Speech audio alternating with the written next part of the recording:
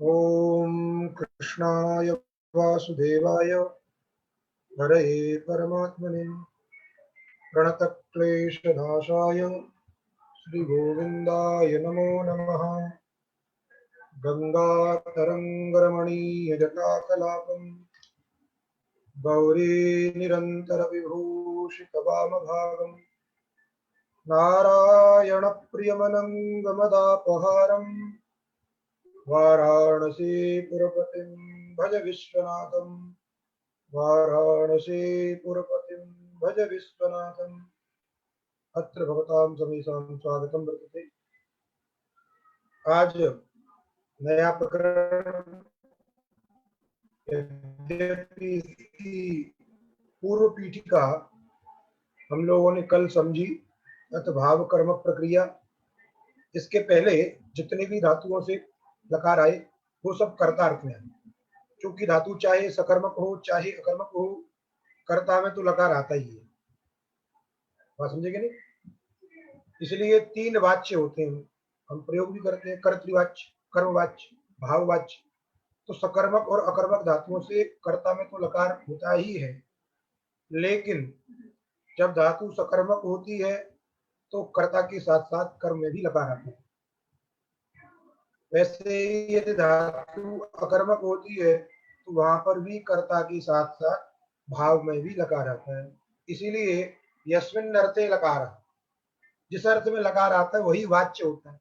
जब कर्ता में लकार ला करके हम वाक्य बनाते हैं तो कर्तृवाच्य हो जाता है, कर्म में लकार लगा करके वाक्य बनाते हैं तो कर्मवाच्य हो जाता है, और भाव में लकार ला करके यदि वाक्य बनाते हैं तो भाववाच्य हो जाता है। तो कर्तृवाच्य को अभी तक हमने समझा, बात समझ गए?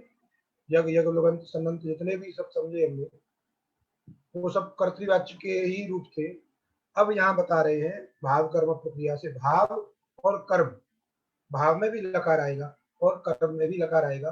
क्या रूप बनेंगे, क्या वहां पे प्रक्रिया होगी, क्या विशेष काम होंगे, उनके लिए सूत्रों का परिचय करा रहे हैं। प्रथम सूत्र है भाव कर्मणो। कहा भाव और कर्मवाची यदि, अर्थात भावार्थक लकार अथवा कर्मार्थक लकार, भाव में लकार आया है अथवा कर्म में लकार आया है, तो वहां पर लकार के स्थान पर आत्मनेपद संज्ञक प्रत्यय होती है। बात में आई? ये निश्चित करना है। कर्ता में जब लकार आ रहा था तो वहां ऐसी कोई बात नहीं थी कि आत्मनेपद ही होगा, वहां तो धातु की स्थिति देखनी थी। भले ही कर्ता में लकार है लेकिन धातु के निमित्तों को देखना था, कुछ गित है, इत है, क्रिया का फल कर्ता को प्राप्त हो रहा है कि नहीं हो रहा है, ये सारी व्यवस्था देखनी थी। लेकिन ये कह रहे हैं यदि भावार्थक लकार है अथवा कर्मार्थक यदि लकार है तो उन दोनों के स्थान पर आत्मनेपद संज्ञक प्रत्यय ही आएंगे। निश्चित हो गई बात? अर्थात भाव में और कर्म में परस्मयी पद नहीं होता है। ठीक, तो यही है लस्य आत्मनेपदम स्यात्। भावार्थक कर्मार्थक जो लकार है उसके स्थान पर आत्मनेपद संज्ञक प्रत्यय होते हैं। दूसरा सूत्र है सार्वधातुके यक, धातुर यक स्यात् भाव कर्मवाचिनी सार्वधातुके। धातु से यक प्रत्यय होता है भाव कर्मवाची सार्वधातु के परे रहने पर। जैसे कर्तरी सब सूत्र था, कर्तर्थक सार्वधातु के परे रहने पर धातु से सब होता है, वैसे ही भाव कर्मवाची सार्वधातु के परे रहने पर धातु से यक होता है। बात समझ में आ रही? भाव किसे कहते हैं? तो भाव शब्द का अर्थ लिख रहे हैं भावः क्रिया। इसकी व्याख्या कल हम लोगों ने कर ली थी, बात समझे गए? यद्यपि क्रिया के विषय में यदि कहना चाहें और क्या है क्रिया, तो जो असत्वभूत भाव है हम हिंदी में कहते हैं खाता है, जाता है, सोता है, रोता है, ये सब क्रियाएं। लेकिन खाना, पकाना, चलना फिरना, इसमें भी बहुत छोटे छोटे व्यापार होते हैं। जैसे जब खाना पकाते हैं तो बहुत सारे व्यापार करते हैं, है? गैस चलाते हैं, पानी रखते हैं, उसमें बर्तन रखते हैं, चलाते हैं, चेक भी करते हैं बार बार। ये सब व्यापार जो है ना, पूरे व्यापार को हम पच कहते हैं, इसका नाम है पकाना। आप गैस चला रहे हो तो क्या कर रहे हो? पका रहे हैं। चावल चला रहे हो तो क्या कर रहे हो? पका रहे हैं। जब तक कि वो पक ना जाए, उसमें शीतलीकरण ना हो जाए, तब तक उसको हम बोलते पका रहे हैं। और जैसे ही वो शीतलीकरण हो गया, पक गया, तो ये व्यापार जो है छोटी छोटी क्रियाओं के समूह को कहते हैं। बात समझे कि नहीं? पूर्ण भूतैर अवयवैः समूह क्रम जन्मना बुद्ध्या प्रकल्पितो भेद सा क्रियेति व्यवह्रियते। अर्थात एक बड़ा व्यापार होता है, लेकिन बड़े व्यापार को सिद्ध करने के लिए छोटी छोटी क्रिया उसमें होती रहती है। जैसे आप गांव जा रहे हो तो आप कहते हो कहाँ जा रहे हो, गांव जा रहे हो, तो जा रहे हैं, तो जाने के लिए क्या क्या प्रयत्न करते हो, बात समझे कि नहीं? तैयार होते हो, कपड़े पहनते हो, पर एक एक कदम आगे बढ़ रहे हो, या गाड़ी से, मोटरसाइकिल से, ट्रेन से, प्लेन से, जैसे भी जा रहे हो। तो सब जब तक आप गांव नहीं पहुंच जाओगे तब तक क्या बोले, गांव जा रहे हैं, गांव जा रहे हैं। और जैसे ही गांव पहुंच गए, गांव पहुंच गए, फिर जा रहे नहीं होता है। तो जहां से आपने बस विचार किया जा रहे हैं, गांव जाना है, तो जो भी व्यापार उसके लिए आपने किया वो सब गमन गम धातु का ही अर्थ है। तो बहुत सारी छोटी छोटी क्रियाएं मिलकर के एक बड़ी क्रिया होती है। समूह क्रम जन्मना, वो क्रमिक होती है, एक के बाद एक के बाद एक के बाद एक। बात समझे कि नहीं? जिस समय गैस चला रहे हैं उस समय फूंक नहीं दे रहे हैं, या चावल नहीं डाल रहे हैं, जिस समय चावल डालना उस समय गैस नहीं जला रहे, पहले डाल चला दिए। तो ये सब अलग अलग क्रिया है, उन सभी क्रियाओं को जोड़ करके एक बड़ी क्रिया होती है, और उसी क्रिया से फल की निष्पत्ति होती है। बात समझे कि नहीं? इसलिए गुणभूतैर अवयवैः समूह क्रम जन्मनाम, इसकी व्याख्या जब वाक्यपदीयम और भूषण सार इत्यादि पढ़ेंगे तब वहां होगी, तो आप समझिए ये क्रिया क्या होगी। बात समझे? भाव क्रिया साच, साच क्रिया भावार्थक लकारेण अनुद्यते। कल भी चर्चा हुई थी इस बात में कि वो जो क्रिया है, क्योंकि जब भाव में लकार आएगा तो प्रकृति का अर्थ क्या है, बोले भाव। तो प्रत्यय का अर्थ क्या है, बोले भाव। बात क्या हुई, जब धातु के द्वारा भाव अर्थ कह दिया गया है तो लकार लाने की आवश्यकता क्या है उसी अर्थ में, उक्तार्था नाम प्रयोग। तब कह रहे हैं कि वो लकार के द्वारा अनुवाद किया जाता है। बोले अनुवाद करने की आवश्यकता क्या है, बोले उसको पद बनाना, अपदम न प्रीति, वो ये लाना पड़ेगा। इसलिए भावार्थक लकारेण सा क्रिया अनुद्यते, उस क्रिया का अनुवाद किया जाता। अर्थात लकार का अर्थ भाव नहीं है, लकार का अर्थ तो जो धातु का अर्थ है वह है। चूंकि भाव क्रिया का प्रकृति का अर्थ क्रिया है, तो इसलिए लकार का भी अर्थ क्रिया है। अनुद्यते, उसका वास्तविक अर्थ वो नहीं, वो केवल अनुवाद मात्र, अनुवादक लकार हो। फिर कल भी चर्चा हुई थी इसमें, युष्मद अस्मद भ्याम सामानाधिकरण्या भावात प्रथम पुरुष, क्योंकि युष्मद और अस्मद के साथ सामानाधिकरण होगा ही, तिंग वाच्य कारक वाची युष्मद और अस्मद मिलेंगे ही। क्यों? क्योंकि तिंग का वाच्य वहां पे क्या है, क्रिया। जब भाव में लकार आएगा तो तिंग का अर्थ क्या हुआ, क्रिया। क्रिया के साथ युष्मद अस्मद का सामानाधिकरण है ही नहीं, समानार्थकता है ही नहीं, कारक नहीं है, क्योंकि युष्मद अस्मद क्या है, कारक है, और तिंग जो है क्रिया है, तो समानार्थकता कभी नहीं हो सकती। इसलिए कहा युष्मद अस्मद भ्याम सामानाधिकरण्याभाव, समानार्थकत्वाभाव।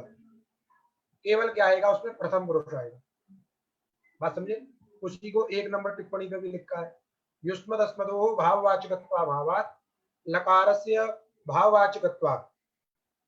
युष्मद अस्मद क्रिया के वाचक नहीं, युष्मद अर्थ का, युष्मद शब्द का अर्थ क्रिया नहीं, अस्मद शब्द का अर्थ क्रिया नहीं, लेकिन जो लकार है उसका अर्थ क्रिया है। इसलिए दोनों का अर्थ भिन्न भिन्न है, समानार्थक है ही नहीं।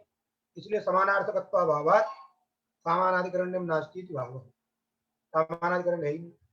फिर कह रहे हैं तिंग वाच्य क्रियाया, तिंग प्रत्यय के द्वारा वाच्य जो क्रिया है वो क्रिया कैसी है, अद्रव्य है। क्रियाया अद्रव्य रूपत्वेन द्वित्वाद्य, द्वित्वाद्य प्रतीतिर न विवचनादि, उसमें द्वित्वादि की प्रतीति होती नहीं, क्योंकि कल भी बताया था कि जो द्रव्य होते हैं, सत्व होते हैं, उन्हीं में संख्या आदि की प्रतीति होती है।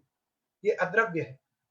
अद्रव्य में, अद्रव्य में लिंग संख्या आदि की प्रतीति नहीं होती है। ऐसे समझिए, जिस चीज को हम देख सकते हैं, जैसे ये किताब है, इसको हम पुस्तक कहते हैं, बोले इसको हम देख रहे हैं तो ये क्या है, द्रव्य है। ये लैपटॉप है, इसको हम देख रहे हैं, ये क्या द्रव्य है। तो जो चीज दिखाई नहीं दे रही है, जिसको हम आपको दिखा नहीं सकते, देखिए ये इस रूप में पिंडी भाव गोला बना के हम जिस चीज को आप नहीं दिखा सकते हैं उसी का नाम क्या है? क्रिया है। जैसे कहते हैं ना, मेरी आत्मा कह रही है, गवाही नहीं दे रही है, तो ना आपको आत्मा की बात सुनाई दे रही है, ना वो गवाही दे रही है, कुछ नहीं है, लेकिन बात कहते हैं। आत्मा तो बोलती नहीं, कहाँ गवाही दे रही है? तो उसको समझना है। तो क्रिया कोई लड्डू नहीं है उसको दिखा दी क्रिया है, द्रव्य नहीं। द्रव्य पदार्थ को ही हम आपको दिखा सकते हैं, जो द्रव्य नहीं है उसको नहीं दिखा सकती। प्रत्यक्ष किसका होता है? द्रव्य का। प्रत्यक्ष किसका होगा? द्रव्य का। बात समझेगा नहीं? और कुछ लोगों के मन में आ रहा होगा कि तर्क संग्रह में जो आकाश आदि है, काल है, वो भी द्रव्य बताए गए हैं। बात समझेगा नहीं? उनका तो प्रत्यक्ष प्रत्यक्ष क्या करेंगे? तो सबका कुछ ना कुछ प्रत्यक्ष है नहीं? जो आकाश है उसका भी प्रत्यक्ष हम कैसे करते हैं, मानते हैं नहीं मानते हैं, तो वो अलग विषय है। लेकिन यहाँ भी हम वही बात करें कि ये कोई द्रव्य नहीं है, क्योंकि हमारे यहाँ द्रव्य की परिभाषा अलग है।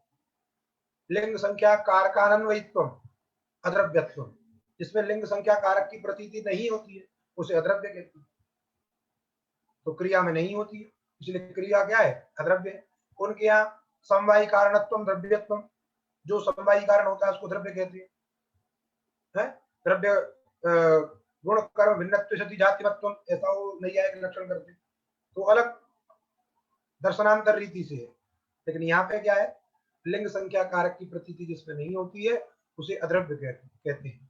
इसलिए कहा तिंगवाच्य क्रियाया अद्रव्य रूपत्वेन द्वित्वाद्य प्रतीतेर न द्विवचनादि किंतु एक वचनमेव उत्सर्गतः। एक वचन तो स्वभावतः करना ही होगा, अन्यथा प्रत्यय नहीं आएगा तो पद नहीं बनेगा, पद नहीं बनेगा तो प्रयोग नहीं होगा, इसलिए जबरदस्ती करना ही पड़ेगा। एक वचनम उत्सर्गतः, जैसे दृष्टांत दिया, त्वया मया अन्यैश्च भूयते। कर्ता चाहे एक वचन का हो, चाहे द्विवचन का हो, चाहे बहुवचन का हो। कर्ता चाहे प्रथम पुरुष को लेकर के हो, युष्मत् अस्मत् शब्द का प्रयोग हो, चाहे अस्मत् शब्द का प्रयोग हो, लेकिन क्रिया क्या रहेगी? प्रथम पुरुष एक वचन की ही क्रिया रहेगी। इसलिए त्वया मया अन्यैश्च, त्वया से युष्मत् शब्द भी दिखा दिया, मया से अस्मत् शब्द दिखा दिया, अन्य से प्रथम पुरुष भी दिखाया और बहुवचन भी दिखाया, अन्य ही। बात समझे नहीं? लेकिन वह क्रिया क्या रहेगी? भूयते। इसलिए केवल क्या रूप बनेगा? भूयते। भू धातु से अकर्मक धातु है, अकर्मक धातु से भाव में लकार आएगा। जब लकार आएगा तो भू के स्थान पे भाव कर्मण हो, भू ल के स्थान पर आत्मनिपद भूत लट लकार में भूत।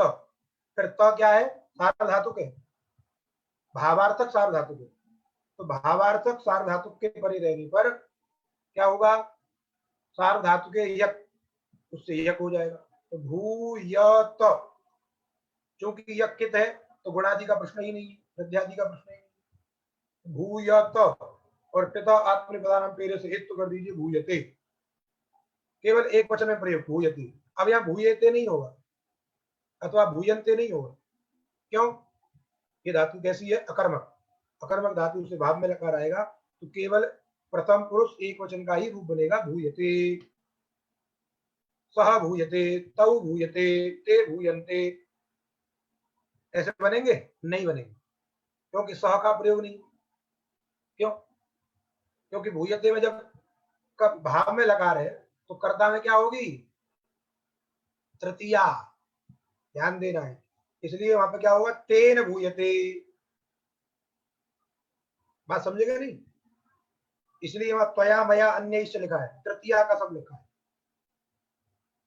क्योंकि जब भाव में लकार आएगा तो कर्ता क्या होगा? अनुक्त, और अनुक्त कर्ता में क्या होगी? तृतीया विभक्ति होगी। इसलिए सह भूयते प्रयोग नहीं होगा, तेन भूयते, तेन ताभ्याम तई, तृतीया की होगी। ठीक वैसे ही लिट लकार में बभूवे, प्रक्रिया में कोई अंतर नहीं आ रहा, बभूवे बना लेना, लिट लकार में होना नहीं कुछ। बभूवे बभूवाते बभूवाते बभूवरे, अब ऐसे नहीं बनेगा बभूवे बभूवाते बभूवरे, केवल एक वचन का प्रयोग है बभूवे।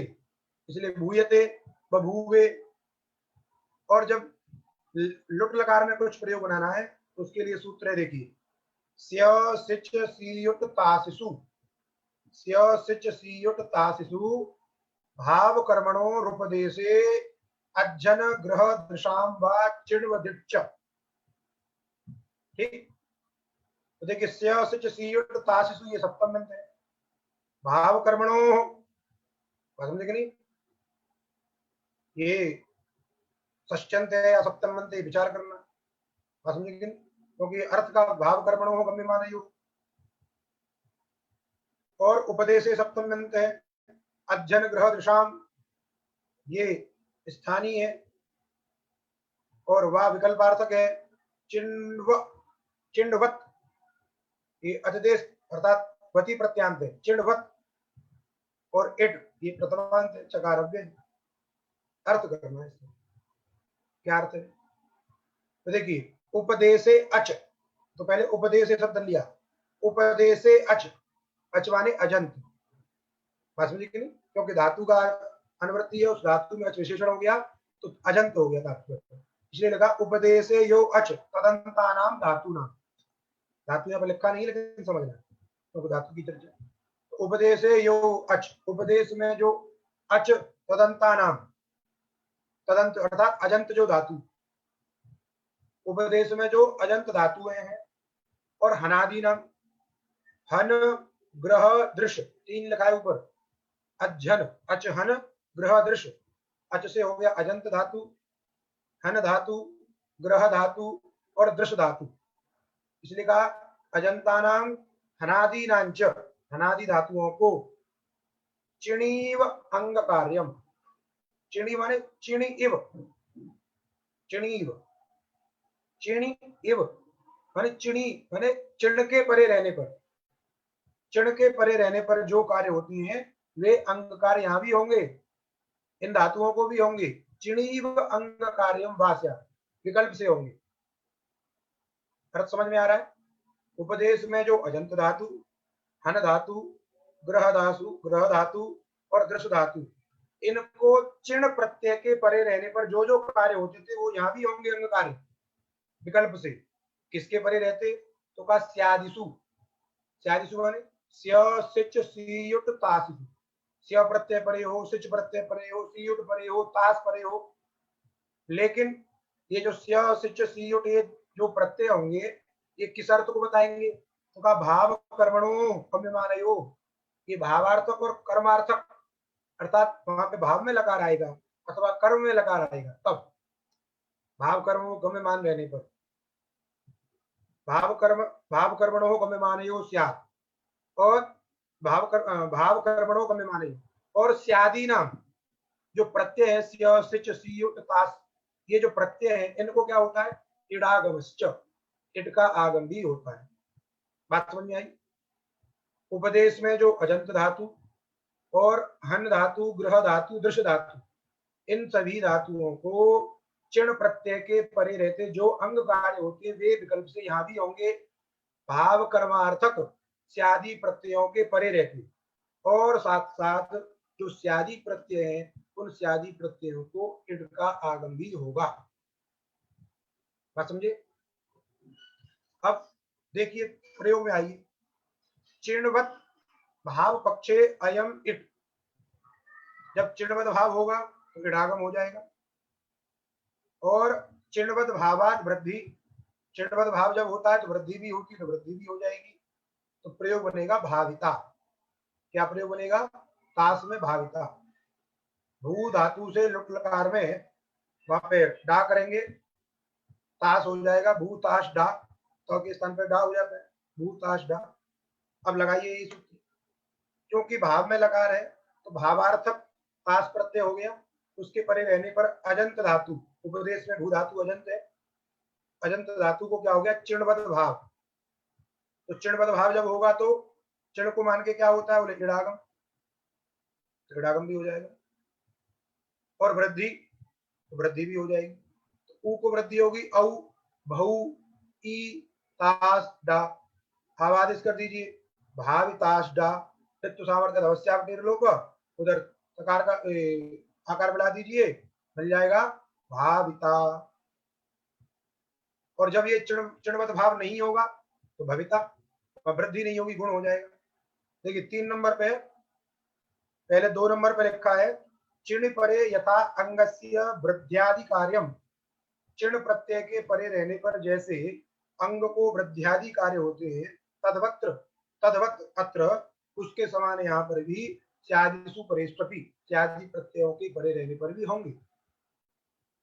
समझा रहे हैं। भू धातु भावे लुटी, भू धातु से भाव में लुट लगा, तस्य तादेशे तासी प्रत्यये भूतास्त इति जाते स्य सिच सीयुट इति चिणवद भावे तासे इडागमे च चिणवद भावाद वृद्धौ आवादेशे भावितास्त इति स्थिते तस्य डादेशे चिणोपि भाविता इति। चिणवद भावाद चिणवद भावा भाव पक्ष, जिस पक्ष में चिणवद भाव नहीं होगा, जिस पक्ष में चिणवद भाव नहीं होगा, वहां पर कह रहे हैं आर्ध धातुकस्य इति इडागमे गुणाधिकार्य भविता इति। उसमें भविता प्रयोग होने का, वृद्धि नहीं होगी, क्या नहीं होगी, वृद्धि नहीं होगी, बाकी कार्य हो जाएंगे। बात समझ में आई? तो बन गया भाविता भविता। वैसे ही जहां स्या है, क्योंकि स्या सिच सीयुट तास ये प्रत्यय है, तो वहां दो दो रूप ध्यान रखिएगा। जैसे भविष्यते नहीं तो भविष्यते, लोट लकार में भूयता बन जाएगा भूयता। फिर लंग लकार में अभूयत, क्या बन जाएगा, अभूयत। फिर भूयेत है कि नहीं, विधिलिंग में भूयेत। और जब सीयुट आएगा आशीर लिंग में तो भाविशिष्ट नहीं तो भविशिष्ट, भाविशिष्ट नहीं तो भविशिष्ट। इसके बाद अब लुंग लकार में भी एक विशेष सूत्र आ रहा है। लुंग लकार में सूत्र देखिए क्या कह रहा है, चिण भाव कर्मणो चिले चिण स्यात् भाव कर्मवाचिनी त शब्दे परे। चिण के चिली के स्थान पर चिण होता है भाववाची त शब्द के परे रहने पर अथवा कर्मवाची त शब्द के परे रहने पर। अर्थात भू धातु से जब लुंग लकार आएगा तो भाव में आएगा, तो भू ल के स्थान पर हो गया त भूत, अटकागम कर दीजिए अभूत, क्या बन गया, अभूत। अब यहाँ पे क्या होगा, चिली, चिली को सिच प्राप्त है, लेकिन सिच को रोककर क्या हो जाएगा, चिण भाव कर्मणो सूत्र के द्वारा चिण हो जाएगा। जब चिण हो जाता है तो क्या करेंगे, तो अभू चिण और इधर त, जब चिण बचेगा तो ई बचेगा उधर, और वृद्धि हो जाती है, चिणवद भाव हो, चिण जब हो ही गया तो वृद्धि भी हो जाएगी।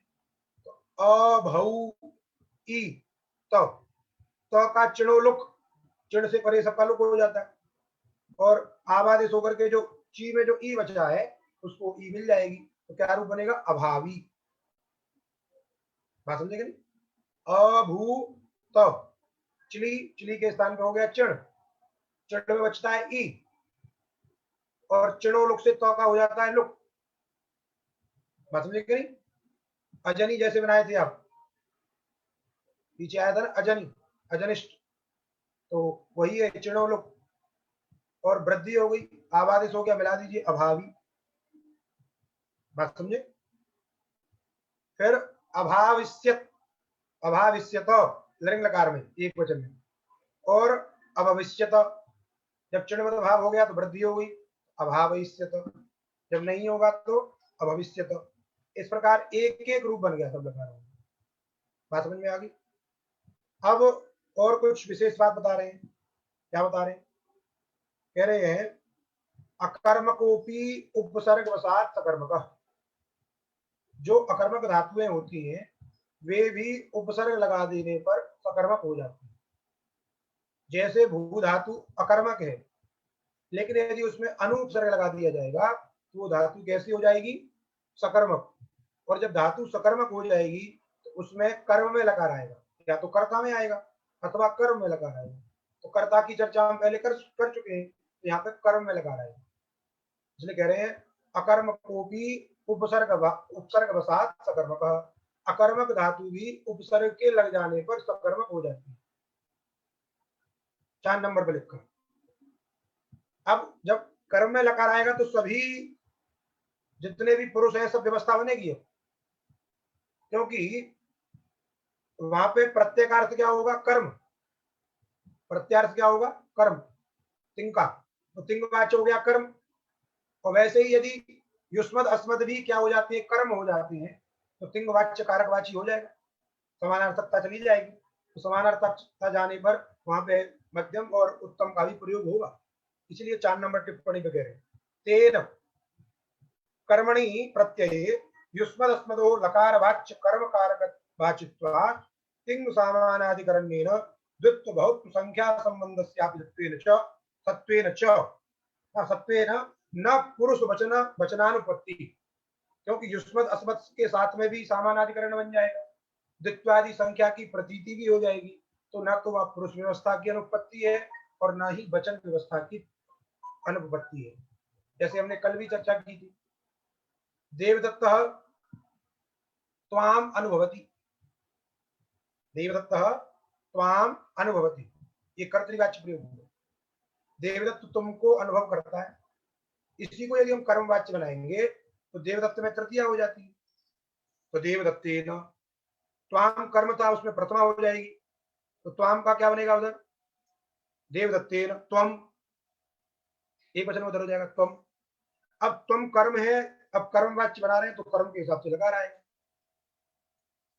बात समझे कि नहीं। तो त्वम के साथ में युष्मद के साथ में मध्यम पुरुष, चूंकि त्वम एक वचन है तो धर्मी मध्यम पुरुष की एक वचन क्रिया, तो देवदत्तेन त्वम अनुभूयसे, देवदत्तेन त्वम अनुभूयसे, इस प्रकार से व्यवस्था होती है। वैसे ही देवदत्त माम अनुभवति, यदि ऐसा प्रयोग करते हैं, देवदत्त मुझे अनुभव करता है, तो देवदत्तेन अहम अनुभूये, देवदत्तेन अहम अनुभूये, उत्तम पुरुष की एक वचन क्रिया है, तो ये यहाँ पे क्रिया को आपको समझना है।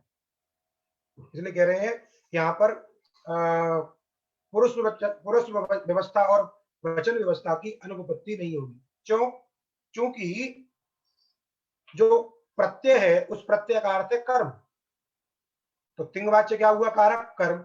वही यदि कर्म युष्मद अस्मद का भी वाच्य है, अर्थात युष्मद शब्द का कर्मत्वेन प्रयोग है, अस्मद शब्द का जहां कर्मत्वेन प्रयोग है, वहां पे समानार्थकता हो गई। समानार्थकता होने पर वहां पे पुरुष व्यवस्था बन जाएगी। कर्म जो है द्रव्य पदार्थ है, द्रव्य पदार्थ में संख्या की प्रतीति होती है, तो एक वचन, द्विवचन, बहुवचन ये भी आ जाएंगे, बात समझे कि नहीं। यदि आप वही कह दो, द्विवचन का प्रयोग कर दो, जैसे देवदत्त त्वाम अनुभवती की जगह त्वाम युवाम कह दीजिएगा, देवदत्त युवाम अनुभवती, बात समझे कि नहीं। तो वहां पर भी देवदत्तेन कर्मवाच्य में देवदत्तेन, चूंकि प्रथमा द्विवचन में भी युवाम बनता है, देवदत्तेन युवाम, अब युवाम के द्वारा यहाँ पे क्रिया आएगी मध्यम पुरुष के द्विवचन की, अनुभूय से अनुभूये थे। तो इस प्रकार आपको इसको समझना है वाक्यों को, कर्मवाच्य। बात समझ में आई? तो यहाँ पे लिखा अनुभूयते, अनुपसर्ग पूर्वक भू धातु सकर्मक हो गई, इसलिए कर्म में लकार आया, तो अनुभू धातु हो गई और त प्रत्यय कर दिया, यक कर दिया और एक तो कर दिया अनुभूयते। आनंद चैत्रेण त्वया मया च, त्वया मया चैत्रेण च आनंद अनुभूयते। तो पहले इसका यदि कर्तृवाच्य देखें तो जैसे चैत्र से शुरू करें, चैत्र आनंदम अनुभवती, चैत्र आनंदम अनुभवती, चैत्र कर्ता हो गया, आनंदम कर्म हो गया, अनुभवती क्रिया हो गई, ये हो गया कर्तृवाच्य प्रयोग। कर्मवाच्य करेंगे तो कर्ता में तृतीया, कर्म में प्रथमा और उधर क्रिया रूप बदल जाएगा। तो चैत्रेण आनंद प्रथमा हो गई, अनुभूयते,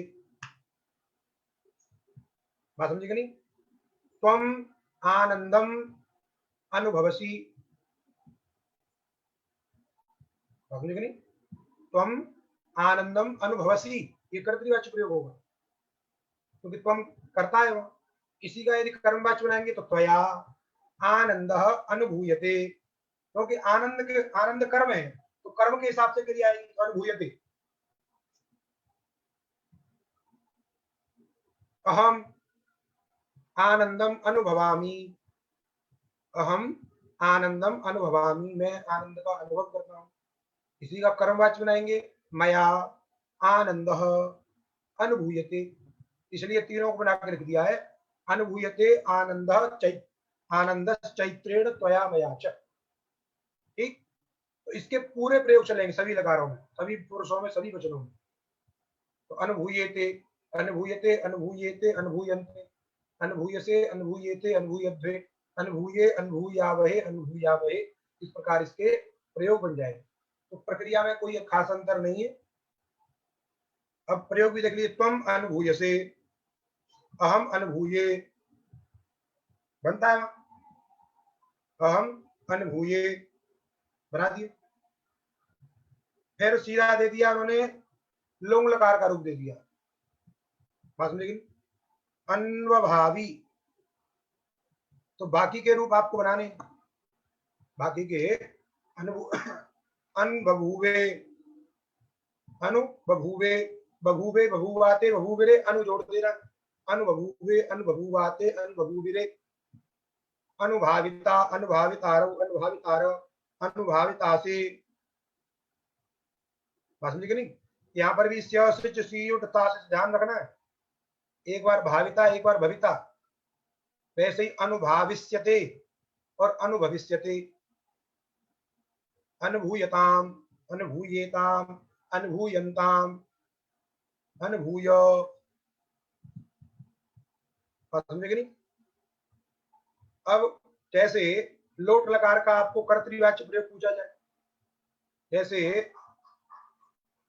वे आनंद का अनुभव करें, ऐसा किसी ने लोट लकार में कह दिया, ते आनंदम, तो उधर पहले अनुभूय, अनुभूयतु, अनुभूयता, अनुभवतु, अनुभवताम, अनुभवतात, अनुभवताम, अनुभवन्तु, तो अनुभवन्तु क्रिया आएगी बहुवचन की, ते आनंदम अनुभवन्तु, ऐसा वाक्य बोला किसी। अब इसी को यदि आपको कर्मवाच्य बनाना है, ध्यान दीजिए, इसी को आपको क्या बनाना है, कर्मवाच्य, तो कर्ता क्रिया कर्म पे ध्यान देना। अब अनुभवन्तु प्रयोग किया लोट लकार का, तो सबसे पहले आपको लोट लकार की क्रिया देखनी है। ठीक, दूसरा ते कर्ता था, अब वो उस कर्ता में तृतीया हो जाएगी, तो कर्ता में तृतीया होगी तो ते का माने सशब्द का तई, उधर था ते आनंदम अनुभवन्तु, ऐसा कहा था आपने, बात समझिएगा नहीं? आनंदम आपने कहा था, तो आनंद में प्रथमा हो जाएगी, तो तई, फिर आनंद, तई आनंद। अब आनंद कर्म के अनुसार क्रिया आनी है, आनंद जो कर्म है उसके हिसाब से क्रिया आनी। तो आनंद एक वचन है, आनंद, उधर लोट लकार की एक वचन क्रिया आएगी, तई आनंद अनुभूयताम, तो जो ते आनंदम अनुभवंती का अर्थ हुआ, वही तई आनंद अनुभूयताम इसका भी अर्थ होगा। बात समझे कि नहीं? इस प्रकार आपको कर्मवाच्य और कर्तृवाच्य देखेंगे। तुम आनंदम अनुभव, लोट लकार मध्यम पुरुष का प्रयोग किया होता कर्तृवाच्य में, है नहीं? अनुभवतु, अनुभवन्तु, अनुभव, अनुभवाताम, ऐसा रहेगा। तो उधर जब अनु लगेगा, अनुभव, लोट लकार मध्यम पुरुष एक वचन हो गया, तो वहां पर जब करेंगे आप, तो त्वया, त्वया आनंद, चूंकि आनंद कर्म है तो त्वया आनंद अनुभूयताम। अब आप कहोगे मध्यम पुरुष कैसे आएगा, तो मध्यम पुरुष जब आएगा जब मध्यम पुरुष का कोई युष्मद अस्मत् शब्द कर्म के रूप में प्रविष्ट होगा, जैसे चैत्र, त्वाम, अनुभव, लोट लकार में कर दिया प्रयोग, बात समझ नहीं? अब यहाँ पे यदि अब कर्म वाच्य की व्यवस्था करेंगे। चैत्रेण त्वम, अब उधर त्वम के हिसाब से क्रिया आएगी। तो त्वम मध्यम पुरुष है, युष्मत शब्द है, तो मध्यम पुरुष की क्रिया एक वचन, अनुभूयताम अनुभूयेताम अनुभूयन्ताम अनुभूयस्व, चैत्रेण त्वम अनुभूयस्व, इस प्रकार से कर्मवाच्य है, ध्यान देना। ठीक, तो त्वम अनुभूय से अनुभूये फिर दे दिया उधर। हाँ, बता रहे थे हम जो है अनुभाविता अनुभविता अनुभाविष्यते अनुभविष्यते, समझे कि नहीं। फिर उधर लंग लकार में अन्वभूयत अन्वभूयत, ठीक, अन्वभूयत अन्वभूयेताम अन्वभूयेताम अन्वभूयन्त अन्वभूयथा अन्वभूयेताम अन्वभूयध्वम अन्वभूयै एतै अन्वभूयै अन्वभूये, इट है लंग लकार है ना, ई होगा वहां पे, और ई में गुण होकर के अन्वभूये, अन्वभूये वही अन्वभूये वही, ये लंग लकार में हो जाएगा। ऐसे हृदयलिंग में अनुभूयेत अनुभूयेयाताम अनुभूयेरन अनुभूयेथा अनुभूयेयाथाम अनुभूयेध्वम।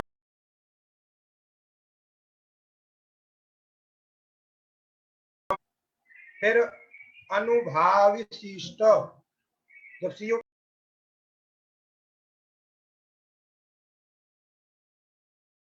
भविशिष्ट,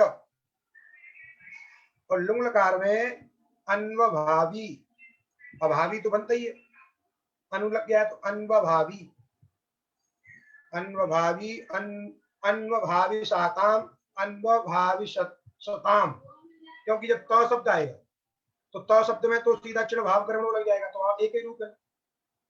आताम इत्यादि में से चिन्हवत भाव होगा, तो एक बार वृद्धि भी होगी, एक बार वृद्धि नहीं होगी, तो वहां दो दो रूप बन जाएंगे, अन्वभाविशाताम अन्वभविशाताम। और वैसे ही लिंग लकार में अन्वभाव भाविष्यत और अन्वभविष्यत, ये लिंग लकार में रूप बनेंगे। अब और भी बता रहे हैं कि ये तो चर्चा हुई सामान्य धातुओं से भाववाच्य और कर्मवाच्य। जब धातु से ऋण आदि प्रत्यय आते हैं, ऋणच आए, सन आए, यंग आए, यंग लुक आए, उनसे भी कर्मवाच्य और भाववाच्य होता है, बात समझे। भू धातु से भी कर्मवाच्य भाववाच्य हो गए, जहां जैसी व्यवस्था थी सकर्मक अकर्मक को देख करके। जब ऋण्यंत धातु होती है, क्या होती है, ऋण्यंत धातु होती है, तो ऋण्यंत धातु से भी भाव और कर्म में लकार आती है। क्योंकि ऋण्यंत सभी धातुएं सकर्मक हो जाती हैं ऋजंत में, उनसे कर्म में ही लकार आएगा, उससे किसमें आएगा, कर्म में लकार आएगा। तो जब ऋणिच प्रत्यय हेतुमती च के द्वारा हो जाएगा, तो जैसे भू धातु से ऋणिच प्रत्यय कर लिया, भू ऋणिच वृद्धि करके भावी धातु बन जाती है, ऋजंत धातु भावी। अब भावी धातु से सकर्मक धातु है, अतः कर्म में लकार आएगा, तो भावी धातु से कर्म में आएगा, तो आत्मनेपद होगा भावी तो भावी तो। अब सार धातु के यक से यक कर दीजिए, भावी यत अनिटार धातु के परे रहने पर, क्योंकि यक क्या है, तिंग से भिन्न है, धातु से विहित है, इसलिए आर धातु में, अतः ऋणे ऋणती से ई का लोप कर दीजिए, इसलिए का ऋणिलोप आगे के लिए लिखा है। ऋणिलोप के बाद पूर्ण विराम नहीं होना चाहिए, कोमा होना चाहिए, डैश होना चाहिए, इसका संबंध आगे है, ठीक। तो ऋणिलोप भाव्यते, ऋणी का लोप हो गया तो बन गया भाव यते, मिला दीजिए भाव्यते भाव्यते भाव्यते भाव्यन्ते, ठीक। 5 नंबर पर लिखा है, जैसे अकर्मक धातुभ्यो यत्र हेतुमत ऋणिच, अकर्मक धातु से जहां हेतुमत ऋणिच होगा, तत्र ऋजन्तावस्थायाम, वहां ऋजन्त अवस्था में प्रयोज्यस्य कर्तुः गतिबुद्धि इत्यादि सूत्रेण कर्मत्वम, प्रयोजकस्य कर्तृत्वम। हमने बताया ही आपको कि ऋच में ऋच प्रत्यय होने पर सभी अकर्मक धातुएं सकर्मक हो जाती है, क्योंकि वहां प्रयोज्यकर्ता की ही कर्म संज्ञा हो जाती है, इसलिए एवं च ऋणिचि अकर्मकाणामपि सकर्मकत्वम, तत्र प्रयोज्य कर्मणि प्रत्यये तस्य प्रथमांतता प्रयोजकस्य तृतीयांतता यस्मिन्नर्थे प्रत्यय स अर्थ उक्तम। क्योंकि प्रयोज्य कर्ता ही कर्म हो जाता है, उसी कर्म में लकार आता है, तो प्रयोज्य कर्ता में प्रथमा होती है और प्रयोजक कर्ता में तृतीया होती है। दृष्टांत देखिए, जैसे कहा चैत्र मैत्रम भावयति, ये ऋजंत धातु से कर्तृवाच्य चैत्र, और भी इसके पहले के जाइए, मैत्र भवति चैत्र तम प्रेरयति चैत्र मैत्रम भावयति। अब इसका भी कर्म वाच्य बनाना होगा, तो कर्म में लकार आएगा तो कर्म उक्त होगा, तो कर्म कौन है इसमें? मैत्रम, तो मैत्रम उक्त होकर के उसमें प्रथमा आएगी।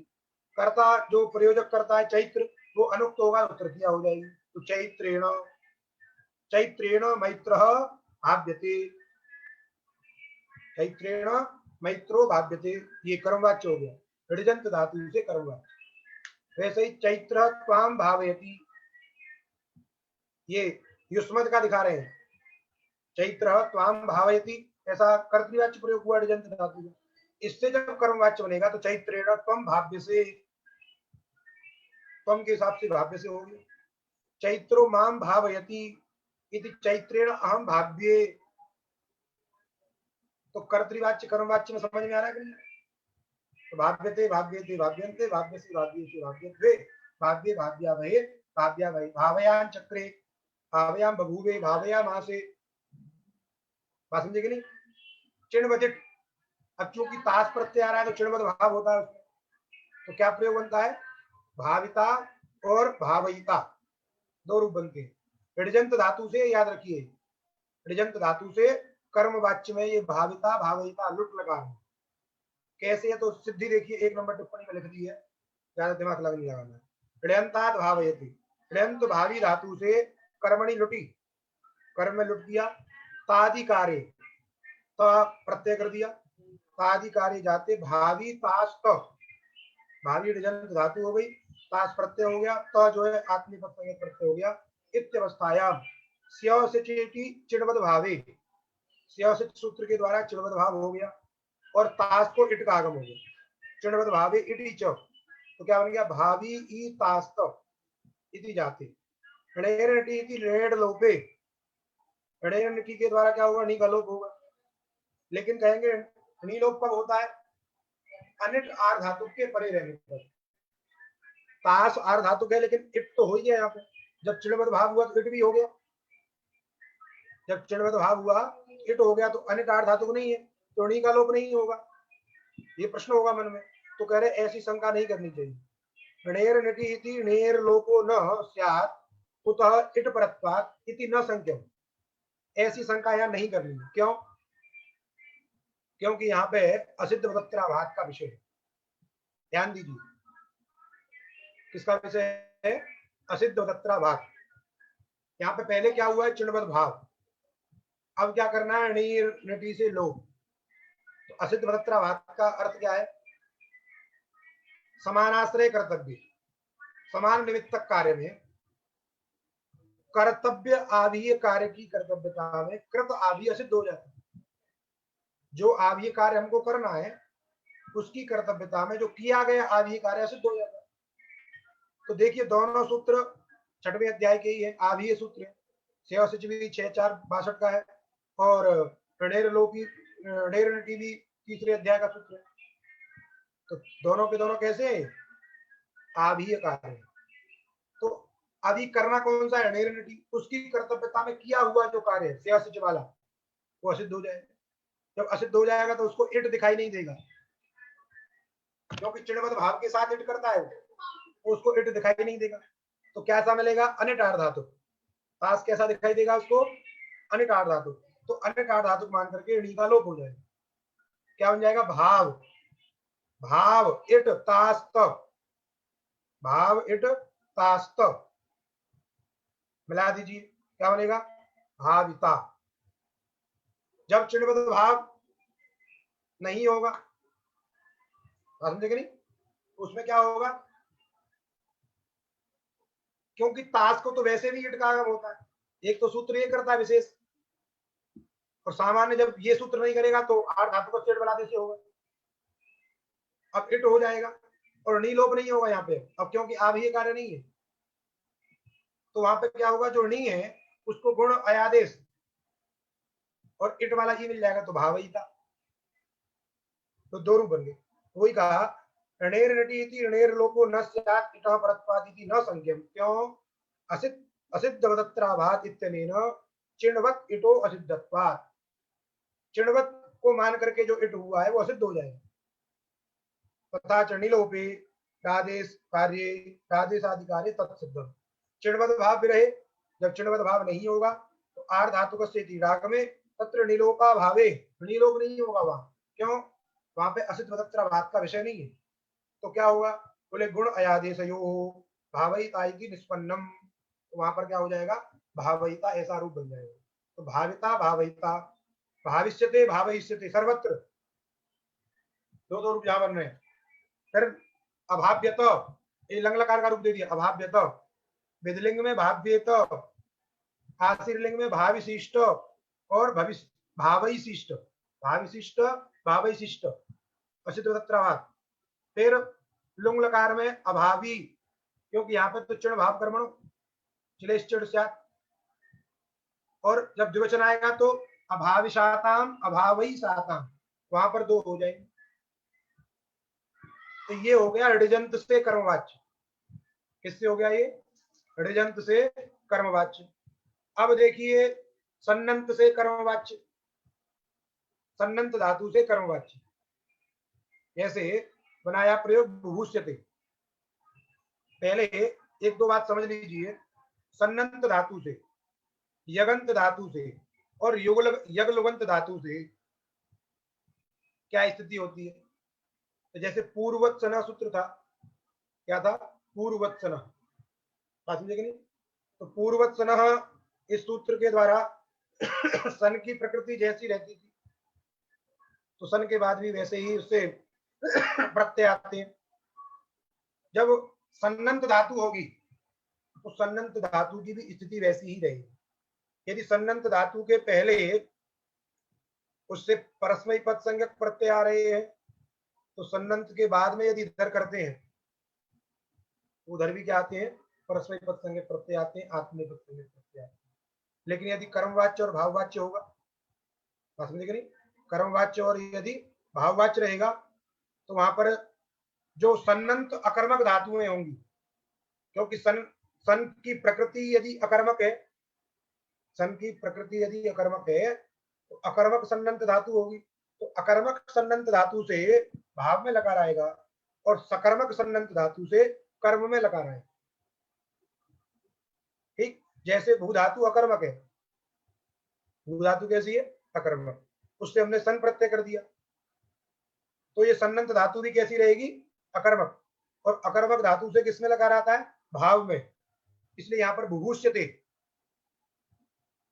ये भाव में लकार है, एक ही प्रयोग है केवल, तो भाव में आएगा तो केवल एक प्रयोग बनेगा, एक लकार में एक। भू धातु कैसी है, अकर्मक, भू धातु से सन प्रत्यय हुआ तब भी वो अकर्मक रहेगी।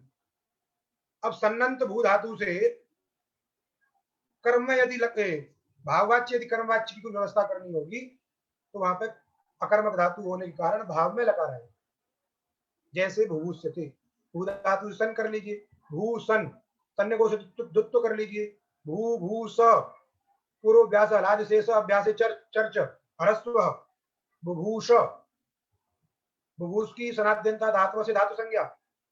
अब इससे लकार लाना, इससे लकार लाएंगे तो ये धातु कैसी है, बुभूष, अकर्मक ही है, तो अकर्मक धातु से लकार आएगा तो भाव में आएगा, तो भाव में आ गया तब, बुभूष तब, सार्वधातुक से यक कर लीजिए, बुभूष य तब, बुभूष य तब, फिर अतो लोप से लोप कर दीजिए अकार का, सन के अकार का, बुभूष्य, एड से परे मूर्धन सकार कर दीजिए, एक तो कर दीजिए, बुभूष्यते। 2 नंबर पे देखिए, अकर्मक प्रवृत्तिकास्तु सन्नंता अकर्मका एव, अकर्मक प्रवृत्तिक जो सन्नंत धातुएं हैं वे सन्नंत धातु अकर्मक ही रहती है, ऐसा नहीं है कि सन प्रत्यय के बाद सकर्मक हो जाएगी। जैसे अकर्मक धातु से रच प्रत्यय होने पर वो सकर्मक हो जाती है, वैसी व्यवस्था सन्नंत में नहीं है। यदि सन की प्रकृति अकर्मक है तो सन्नंत भी अकर्मक ही होगी। इसलिए कहा अकर्मक प्रवृत्तिकास्तु सन्नंता अकर्मका एव और सकर्मकास्तु सन्नंता सकर्मका। यदि सकर्मक धातु से सन प्रत्यय हुआ है तो सन्नंत धातु भी सकर्मक है। बात समझ में आ रहा है? फिर आगे भी समझ लीजिए, 3 नंबर टिप्पणी भी आगे आ रही है, यहां ही समझ लीजिए। यंग यंग लुकोस्तु, यंग और यंग लुक से प्रकृतिवत सकर्मका कर्मका इति बोध्यम, प्रकृति के समान। यदि यंग की प्रकृति अकर्मक है तो यगंत धातु भी अकर्मक रहेगी, यग लुगंत भी अकर्मक रहेगी। यदि यंग की प्रकृति सकर्मक है तो यगंत अथवा यग लुगंत धातु भी सकर्मक अर्थात सन के समान। इसमें ऐसा नहीं है सभी सकर्मक हो जाएंगी, ऐसा नहीं। जैसी प्रकृति रहेगी प्रत्यय आने के बाद भी उसी का स्वभाव वैसा ही रहेगा। समझ में आ गई? तो दोनों के प्रयोग देख लीजिए। बुभूष्यते भाववाच्य में बुभूष्यते, बुभूषान चक्रे, बुभूषिता, बुभूष्यते, बुभूषिष्यते, है ना? केवल इधर लिट लकार तक रूप दे दिए, बुभूषिष्यते, क्या बुभूषिष्यते, बुभूष्यताम, लोट लकार में बुभूष्यताम, लंग लकार में अबुभूष्यत, अबुभूष्यत, फिर विधिलिंग में बुभूष्येत, आशीर्लिंग में बुभूयिशिष्ट, बुभूषिशिष्ट, बुभूषिशिष्ट, और लुंग लकार में अबुभूषी, अबुभूषी, और लिंग लकार में अबुभूष्यत, अबुभूष्यत, अबुभूषिष्यत, क्योंकि सन्नंत धातु है ना, एक सौ भी और आएगा, बुभूष धातु है, बुभूष अटागम कर देना है और स्य इडागम कर देना, अबुभूषिष्यत, ये लिंग लकार एक वचन। वैसे ही भू धातु से यगंत में देखिए वो भूयते, यंग यंग प्रत्यय हुआ है, क्योंकि भू धातु अकर्मक है तो भाव नहीं लगा रहा है, वो भूयते,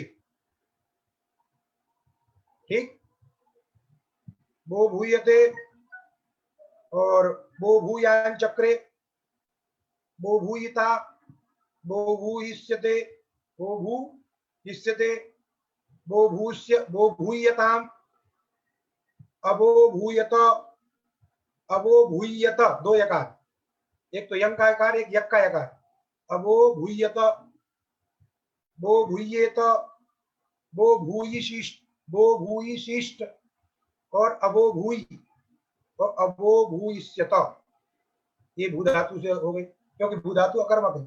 वैसे ही यगलुगंत में भी वो भूयते, ये यगलुगंत में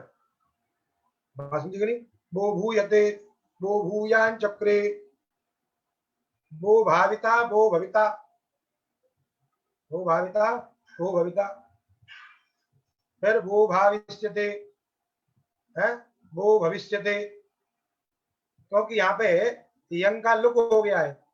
जब यंग का लुक हो गया है तो अजंत धातु से उत्तर स्यसिच मिल रहे हैं, यगंत में नहीं मिल रहे थे, इसलिए यगंत में स्यसिच सीयुट नहीं लग रहा था। बात समझे कि नहीं? ध्यान देना, इसलिए यहाँ आर धातु लकार में वो भाविष्यते, वो भविष्यते, वो भूयताम, अवो भूयत, वो भूयेत, वो भाविशिष्ट, वो भविशिष्ट है, और अबो भावी, और अबो भाविष्यत, अबो भविष्यत। इस प्रकार ये भू धातु यगलुगंत की से कर्मवाच्य हो गए। अब और भी दिखा रहे हैं, कुछ और प्रयोग दे रहे हैं। अकृत सार धातु का दीर्घ, इससे दीर्घ हुआ स्तूयते, स्तूय स्तुतौ, स्तूय स्तुतौ, ये जो धातु अदादि में थी, यहाँ पे कौमुदी में नहीं दी है, तो यहाँ पर स्तूयते तो इसका कर्मवाच्य में प्रयोग बनाया। समझे? ये धातु कैसी है? सकर्मक, स्तौति, स्तुता, स्तुवंती, स्तुति करना, इसलिए इसमें कर्म में लकार आ गया। तो कर्म में आ गया तो स्तूयते विष्णु, जैसे देवदत्ता विष्णु स्तौति, देवदत्ता विष्णु स्तौति, इसका कर्मवाच्य जब बनाएंगे तो देवदत्तेन विष्णु स्तूयते, इसलिए स्तूयते विष्णु, स्तूयते में दीर्घ हो गया है, क्योंकि स्तु धातु है, स्तु स्तुतों में ह्रस्व कार है। जब यक हो जाएगा तो अकृत सार धातुओं से दीर्घ हो जाएगा। स्तूयते, स्तूयते, स्तूयेते, स्तूयन्ते, स्तूयते, स्तूयेते, स्तूयध्वे, स्तूये, स्तूयावहे, स्तूयावहे। फिर तुस्तुवे, लिट लकार में क्या बन जाएगा? तुस्तुवे, तुष्टुवे, तुष्टुवे, तुष्टुवाते, तुष्टुविरे। ठीक। फिर स्थाविता स्तोता, स्थाविता स्तोता, स्थाविष्यते, स्तोष्यते, स्तूयताम, स्तूयताम, स्तूयेताम, स्तूयन्ताम, स्तूयस्व। बस में नहीं? स्तूयस्व, स्तू, फिर अस्तूयत लंग लकार में, स्तूयेत, स्तूयेत विधिलिंग में, स्ताविशिष्ट और स्तोशिष्ट। जब चिन्हबद्ध भाव हो गया तो स्ताविशिष्ट, नहीं तो स्तोशिष्ट। और लुंग लकार में अस्तावी, अस्ताविसाताम, अस्तविसाताम, दो रूप बन जाएंगे। और अस्ताविष्यत, अस्तोष्यत। ठीक। फिर इसके बाद री गतौ, री धातु गति अर्थ में, गुणोर्ती गुण, गुणोर्थ संयोगाद्यो, संयोगाद्यो, अर्यति, क्या बन जाएगा? अर्यति। ठीक। वैसे उसके ज्योत्यादि में रूप क्या बनता है कर्तृवाच्य में? इर्यति, इर्यति, इर्यत, यस्ता। अब यहां जब कर्मवाच्य का प्रयोग हुआ तो अर्यते, अर्यते, अर्यते, अर्यन्ति। बात समझिएगा नहीं? आरे, आरे लिट लकार में कहते आरे, बुलाते हैं ना, हमारे ब्रज भाषा में प्रयोग करते हैं यारे, यहाँ आरे। तो आरे शब्द जो है री धातु का, आरे, आरे, आराते, आरे रे, आरे से, आराते, आरे द्वे, आरे द्वे, आरे, आरे वही, आरे वही। और आरिता, अर्था, चिन्हबद्ध भाव हो जाएगा तो वृद्धि होकर के आरिता, नहीं तो अर्था। आरिष्यते, अरिष्यते, ऋद्धनो से, ऋदन धातु है तो इसलिए ऋद्धनो छे से उधर आरिष्यते, अरिष्यति। लोट लकार में अर्यताम, अर्यताम, अर्यन्ताम, अर्यस्व, अर्यताम, अर्यध्वम। लंग लकार में आर्यत, विधिलिंग में अर्येत, आशीलिंग में आरिशिष्ट और ऋशिष्ट, क्योंकि सीयुक्तित हो जाता है तो गुण नहीं होगा, ऋशिष्ट। लुंग लकार में आर्य, एक होता है आरी, काटने वाली भी आरी होती है, तो भी इधर उधर गति करती है। आरी, आरी, आर्षाताम, आर्षाताम, आर्षत, आर्षत। और लिंग लकार में आर्ष्यत, नहीं तो अरिष्यत। स्मृति, स्मरण, स्मृति धातु स्मरण करने अर्थ में, स्मरति, स्मरति, स्मरत, स्मरता, स्मरंती, ये कर्तृवाच्य में थे। या स्मर्यते, स्मर्यते, स्मर्यते, स्मर्यन्ति। देवदत्ता विष्णु स्मरति, देवदत्तेन विष्णु स्मर्यते, स्मर्यते, स्मर्यन्ति। संस्मरे, सस्मरे, सस्मरे लिट लकार में, सस्मरे। स्मारिता, स्मरता, सीयुट लग जाएगा।